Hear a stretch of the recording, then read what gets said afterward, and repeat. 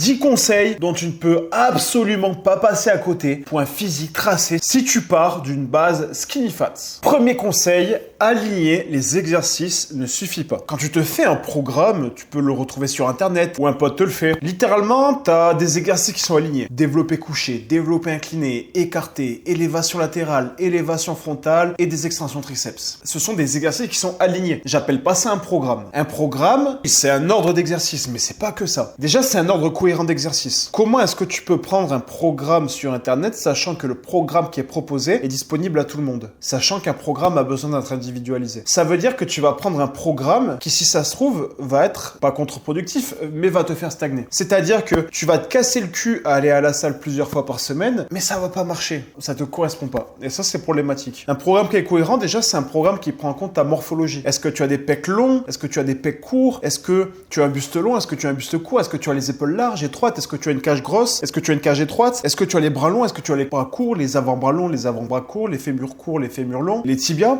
courts, les tibias longs? Bref, tout ça, ça rentre en jeu. Et on veut pas juste savoir quelle est la longueur de ces différents muscles, de ces différents os. On veut aussi connaître les proportions et les différentes combinaisons qu'il y a entre ces différentes longueurs musculaires et ces différentes longueurs osseuses. Bien sûr, à côté, tu vas devoir maîtriser le volume et l'intensité, et c'est le deuxième conseil. Le volume, quand on parle de volume, on ne parle pas de volume musculaire en mode volume, je suis volumineux. Non, on parle de volume d'entraînement. Le volume d'entraînement, pour la faire simple, c'est le nombre de séries effectives que tu vas faire dans une séance pour un certain muscle. On considère généralement que pour progresser sur un muscle de façon optimale, de manière optimale, je sais jamais si c'est façon ou manière, dites-le moi dans les commentaires. On va dire pour progresser de manière optimale, ça me semble plus français. On fait entre 10 et 20 séries par groupe musculaire par semaine. Que ça soit sur 1, 2, 3 séances, ça va dépendre. Ce qui compte, c'est le volume total à la semaine. Et comme je te dis, c'est le nombre de séries effectives. Et tu dois apprendre à faire des séries efficaces. Je le vois beaucoup avec mes clients, et c'est pas grave parce qu'on travaille ensemble et ils sont là pour ça. Ils connaissent leurs problèmes. Par contre, pour être transparent avec toi, il y a des choses qui m'énervent, et c'est de voir des gens qui vont à la salle en pensant savoir exactement quoi faire pour progresser, mais qui en fait ne progressent pas du tout parce que ils ont pas d'intensité. Et pourtant, quand tu les écoutes parler, c'est un petit peu la mode de l'échec musculaire. Ah non, mais moi je vais à l'échec musculaire, moi je donne tout à chaque série. Et en fait, tu les regardes faire une série, je te jure qu'il n'y a pas d'intensité. C'est une série qu'on pourrait presque qualifier de série d'échauffement. Mais genre pas la dernière série d'échauffement où ça commence à être dur et on va dire c'est la série de transition. Non, c'est une série d'échauffement en mode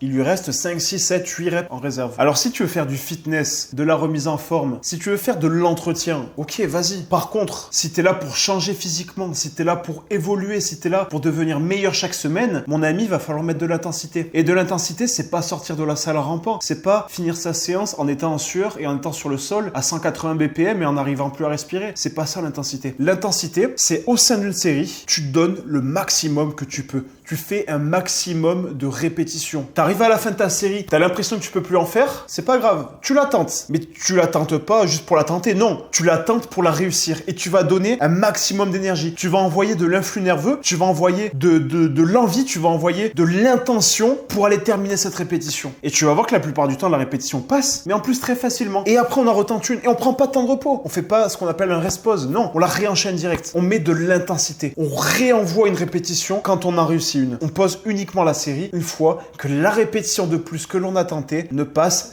réellement pas, malgré l'intention, je précise. Et là, on a une série intense. Tu vois, c'est ça le complexe intensité-volume. Et souvent, on se demande quel volume je dois mettre par groupe musculaire quand on a la connaissance du volume. Quand on sait pas ce qu'est le volume, on découvre cette notion et on se retrouve un petit peu perdu. Mais c'est simple. Dans l'ordre, tu fais assez peu de séries. Je préfère que tu en fasses peu, tu vois. Que tu fasses 10 séries par groupe musculaire. Par contre, que ces 10 séries-là, ça soit des séries, mais parfaites, tu vois. Genre vraiment bien intenses, des séries qui t'arrachent bien le muscle, tu vois. Et à partir de là, on peut jouer sur le volume et augmenter progressivement, pas au fil des semaines, mais au fil des mois, le volume d'entraînement pour arriver à des plus hauts volumes. Mais ça sert à rien d'augmenter le volume pour augmenter le volume si derrière l'intensité ne suit pas. Ça veut dire que tu vas créer de la fatigue sans créer beaucoup plus de tension musculaire. Parce que ce qu'on veut, c'est mettre de la tension sur un muscle. Et quand on est un pratiquant de musculation, quand on a envie de devenir un pratiquant de musculation et qu'on veut devenir plus musclé, naturellement, eh bien, la clé, et c'est le troisième conseil, ça va être de devenir fort sur les mouvements que tu choisis. Il y a un point commun qu'il y a à tous les pratiquants naturels. J'ai beaucoup échangé et tu vas voir que je vais te faire des vidéos avec beaucoup de pratiquants naturels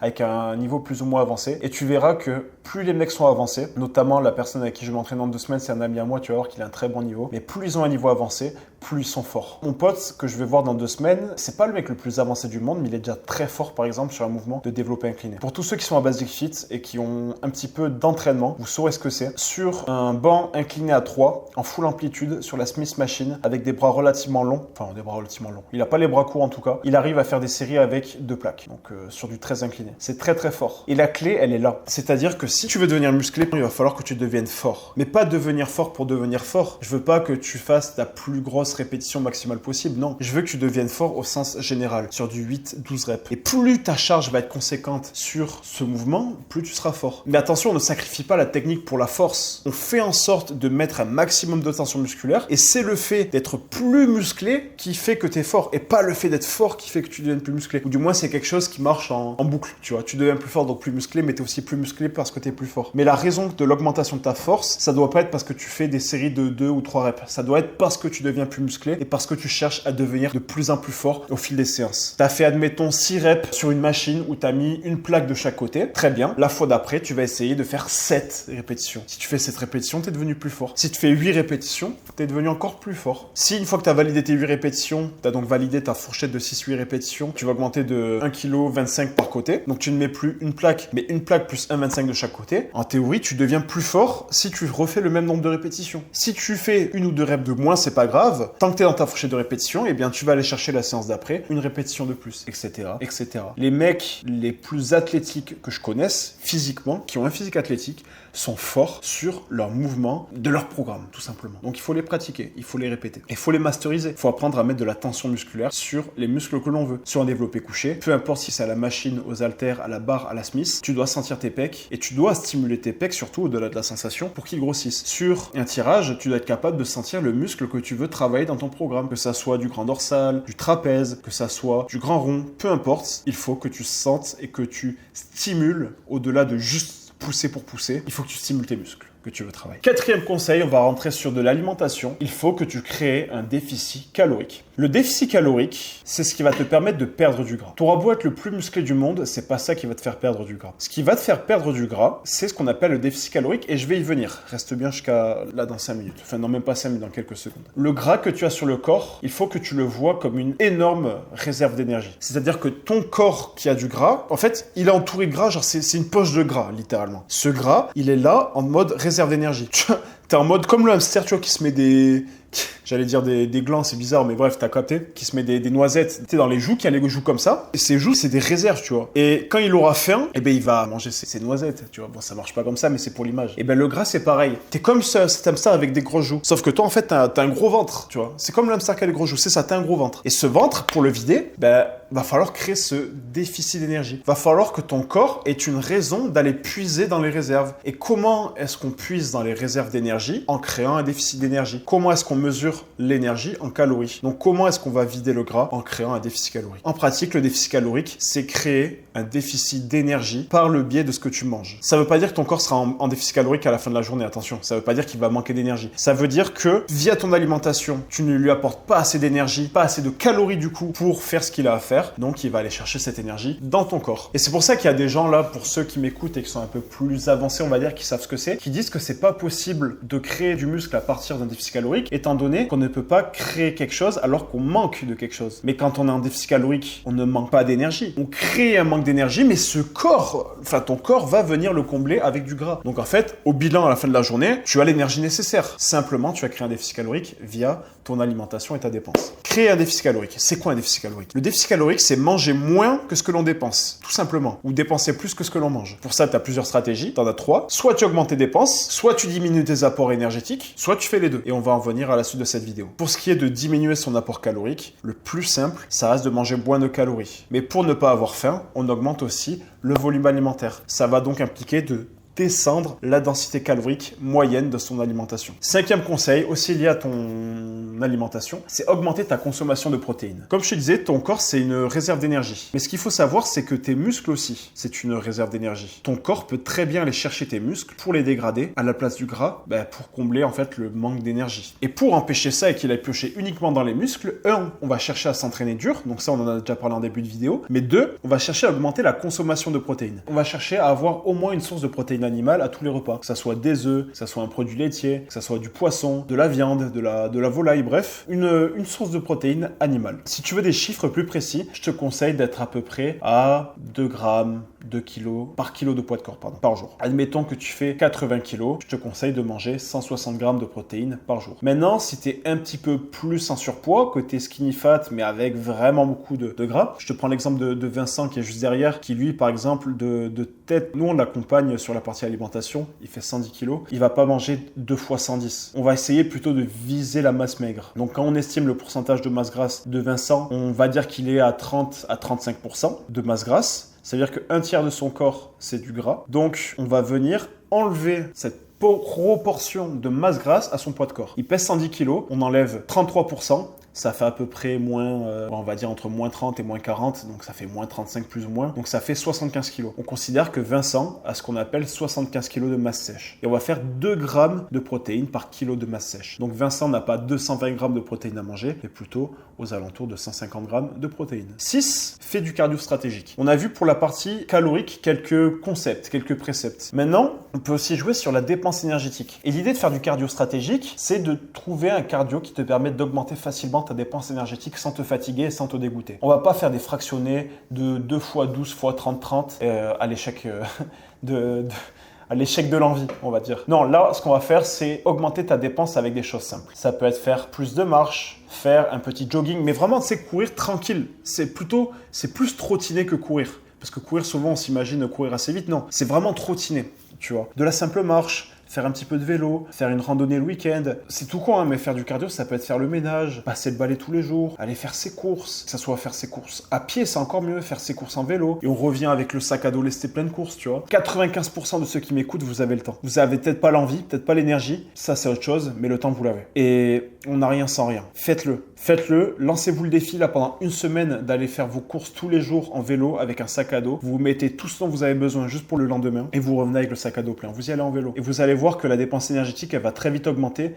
et votre gras, il va fondre comme neige au soleil. Conseil numéro 7 sur 10, fais-toi accompagner. Je vais être dur, mais là, pour certains, ça fait 1 ou 2 mois que vous essayez de vous transformer. Si ça fait que 2 ou 3 mois que vous essayez, que vous avez absolument envie d'y arriver seul, allez-y, testez. Il y a peut-être une petite portion d'entre vous qui y arriveront, c'est ok. Il y en a d'autres qui auront besoin d'aide que plus tard, après s'être mangé le mur plusieurs fois. Et c'est ok, c'est des expériences de la vie. Maintenant, si ça fait 2 ans, 3 ans, 4 ans que tu vas à la salle, mais que tu es encore gras, que tu as du bide, qu'on dirait même pas que tu fais de la musculation, qu'il y a même des gens qui sont étonnés de savoir et d'apprendre que tu fais de la musculation, il y a un problème. Réellement, il y a un problème. Après, ça peut te convenir, mais je pense que si tu regardes cette vidéo, c'est que non, ça ne te convient pas. Remets-toi en question. Vraiment, la remise en question, c'est quelque chose que je pense qui est extrêmement important dans tous les domaines de la vie. C'est grâce à ça que j'ai réussi à monter mon activité entrepreneuriale, par exemple. C'est grâce à ça que j'ai réussi à monter mon physique. J'ai pas le plus gros physique du monde, tout comme je suis pas milliardaire, mais j'ai réussi pour moi dans ces domaines. J'ai réussi au sens où j'ai un corps qui me plaît et je vis de ma passion. Parce que j'ai su me remettre en question. Apprends à te remettre en question, littéralement. C'est extrêmement important. Aujourd'hui, si tu n'es pas capable de faire les choses par toi-même, c'est ok.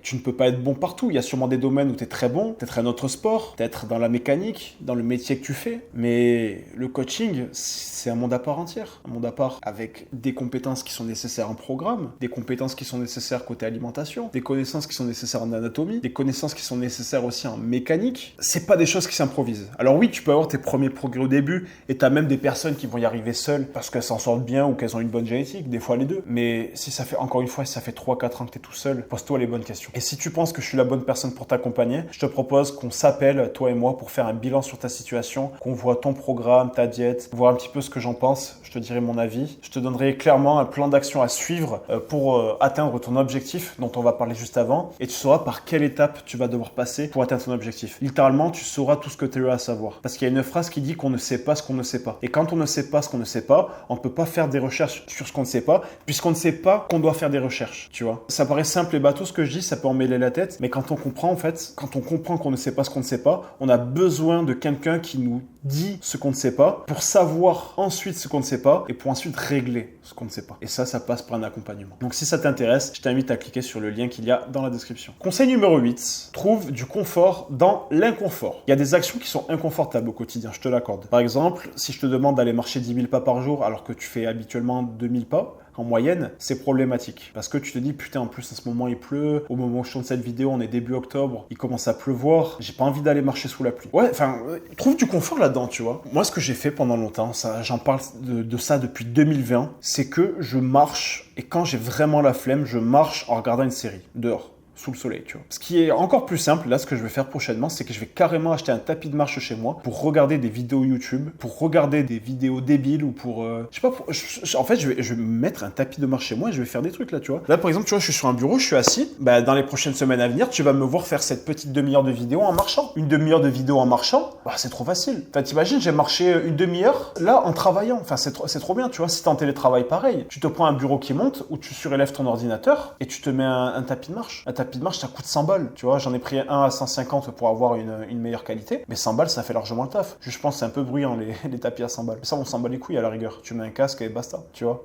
Trouver du confort dans l'inconfort, c'est aussi tenir une diète et créer un déficit calorique, c'est inconfortable. Donc, ne va pas manger des aliments en plus qui sont inconfortables au niveau gustatif, au niveau palatabilité, je sais pas si ça se dit, mais au niveau du palais, tu vois. Il faut que ça soit bon. Déjà que tu vas pas manger beaucoup de calories, il faut que ça soit bon. Apprends à cuisiner, ne fais pas des repas de Doberman avec du riz, du poulet et des œufs que tu mélanges et tu t'y fous de l'huile. Non, ça c'est dégueulasse. Apprends à cuisiner. Nous, dans l'accompagnement, on propose des recettes à nos élèves. On propose des recettes à nos clients. À tous les repas, ils peuvent littéralement choisir une recette différente. Et on leur impose de cuisiner. C'est-à-dire que cuisiner, attention, c'est pas faire du Philippe Etchebest, mais c'est par exemple faire des pâtes, faire du steak haché, on brise le steak haché, on met de la purée de tomates et on a des pâtes bolo. Ça a pris 2 secondes. Plutôt que de manger des pâtes sèches d'un côté et du steak haché sec de l'autre, tu vois. De la purée de tomates, du sel, un peu de poivre et on a des pâtes bolo.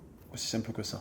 Faut rajouter des petits oignons, des petits morceaux de carottes, mais ça, c'est en fonction de chacun. C'est ça le confort dans l'inconfort. C'est ok, je vais faire des trucs inconfortables, mais comment est-ce que je peux rendre cet inconfort le moins inconfortable possible? Ok. 9e conseil, très simple, ne va pas tous les jours à la salle. Je vois beaucoup de gens qui sont très motivés et qui se mettent à aller tous les jours à la salle. J'ai même des clients qu'on a récupérés entre guillemets, qui s'entraînaient depuis plusieurs années et qui s'entraînaient de plus en plus parce qu'ils ne voyaient pas de résultats. Il y en a même qui vont 2 fois à la salle par jour, genre matin et soir, 1 heure à chaque fois. C'est problématique parce que ton corps il a besoin de récupérer, surtout ton système nerveux. Quand tu fais un muscle, ton muscle a besoin de récupérer par la suite, mais pas que. Il y a aussi ton système nerveux qui a besoin de récupérer. Et c'est pas parce que tu fais pas le même muscle le lendemain, oui, que c'est bon. Parce que le lendemain, tu vas réutiliser ton système nerveux pour un autre muscle, mais le système nerveux, t'en as pas un pour chaque muscle. T'en as un au total qui gère tous les muscles en même temps, qui gère tout ton corps. Donc entretiens et prends soin de ton système nerveux. Et ne pas aller tous les jours à la salle, tu vas voir que tu vas littéralement exploser physiquement en ayant un programme. Nous, c'est ce qu'on fait avec nos élèves, 3 séances par semaine, c'est littéralement idéal. Avec le temps, tu peux monter à 4, voire à 5 si t'aimes vraiment ça, mais ça demande d'optimiser ton programme autour de ça. Et 10,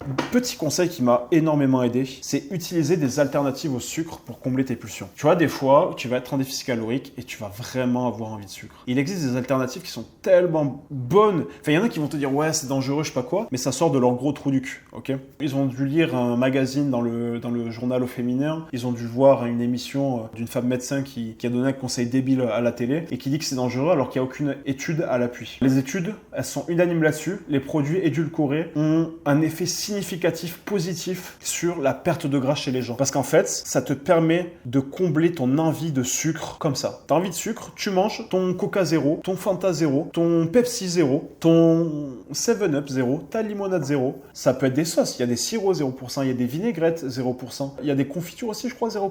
Enfin, tu peux regarder dans les boutiques fitness, que ce soit sur internet ou si t'en as une dans ta ville, tant mieux, moi j'ai pas ça. Si j'en ai une, je retire ce que j'ai dit. Et en fait, tu peux littéralement cuisiner tout ce que tu veux avec des produits zéro. Moi, tous les jours, je mange des trucs sucrés alors que je ne mets pas 1 gramme de sucre dans mon alimentation. Je dis pas que le sucre est mauvais, mais en fait le sucre je vais le retrouver dans mes fruits par exemple plutôt. Parce que le sucre blanc, j'ai pas envie d'en manger, tu vois. J'en mangerai à l'occasion. Par exemple aujourd'hui je me suis fait une petite tarte aux pommes, bah là j'ai mangé du sucre. Mais je vais pas mettre volontairement du sucre alors que les édulcorants existent et qui permettent une bien meilleure santé que le sucre classique. Voilà. Encore une fois, si tu vas aller plus loin, je te propose qu'on s'appelle tous les deux pour analyser ton programme, pour analyser ton plan alimentaire, pour savoir qu'est-ce qui est bon ou non dans ce que tu fais et pour parler de tes objectifs, ok? Et si tu vas aller plus loin, tu auras la possibilité de rejoindre un de nos accompagnements en fonction de ton profil, en fonction de si on peut t'aider ou non et de si ton profil nous correspond. Parce qu'on est ultra sélectif, on a une réputation à tenir et on ne peut pas choisir n'importe qui, ok? On a un accompagnement qui est spécialisé chez les hommes de morphologie skinny fat. Donc, si c'est quelque chose qui t'intéresse, réserve ce premier appel gratuit et sans engagement en cliquant sur le lien qu'il y a dans ma description sur YouTube. Et si tu es sur Spotify, pareil, ça se trouve sur le lien qu'il y a dans la description du podcast. On se dit à très vite, c'était Théo. Ciao ciao à tous.